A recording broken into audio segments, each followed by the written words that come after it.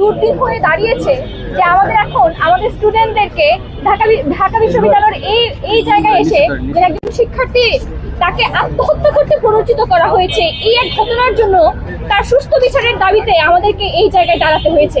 আমরা গত কয়েকদিন আমরা যেদিন হচ্ছে আপু আমাদের ছেড়ে চলে গিয়েছেন, সেদিন অনেক শিক্ষার্থী তার অনেক সিনিয়র জুনিয়র ঢাকা বিশ্ববিদ্যালয়ের মর্গে উপস্থিত ছিলেন, আমিও ওই সময় ওখানে ছিলাম।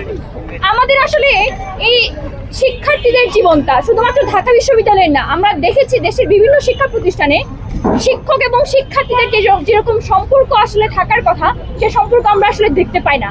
আমরা বরং দেখতে পাই এখানে শিক্ষকদের সাথে ছাত্রীদের যে ক্ষমতার একটা ভারসাম্য, সেটা আসলে একপাক্ষিক।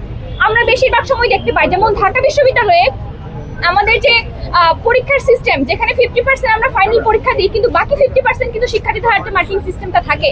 তার মানে এই বাকি যে 50% নাম্বার যদি আপনি তুলতে না পারেন, তাহলে আপনাকে ফেল করতে হয়। আমরা কিন্তু গত কয়েকদিন আগেও দেখেছি যে মেডিকেলের একজন স্টুডেন্ট সেই গত 4টা বছর ধরে একই জায়গায় ফেল করেছে এবং পরবর্তীতে সেও কিন্তু আর জীবন দিয়ে এটা প্রমাণ করে গিয়েছে যে আসলে আমাদেরকে জীবন দিয়ে প্রমাণ করে যেতে হয় যে শিক্ষকরা আমাদের সাথে আসলে কি করেন।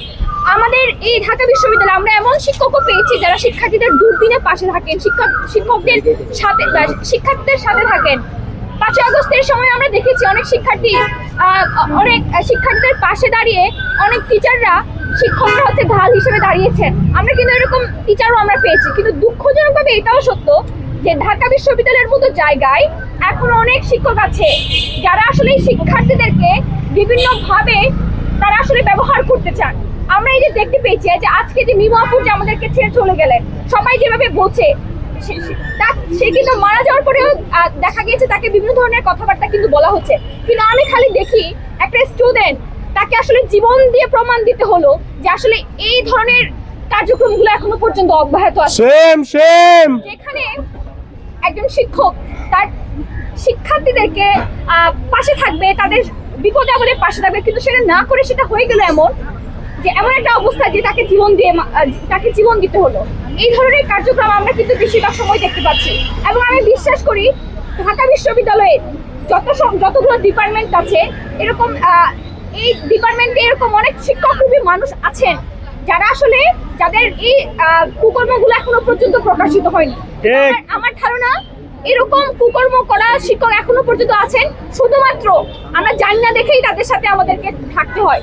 এবং আরো অনেক ভিকটিম আছে যারা আসলে লোকলজ্জার ভয়ে, সম্মান হারানোর ভয়ে কথা বলতে পারছে না। এই ধরনের যে ক্ষমতার যে নীতিগুলো আমরা দেখতে পাচ্ছি শিক্ষকদের মাঝে, সেটা কখনোই কাম্য না।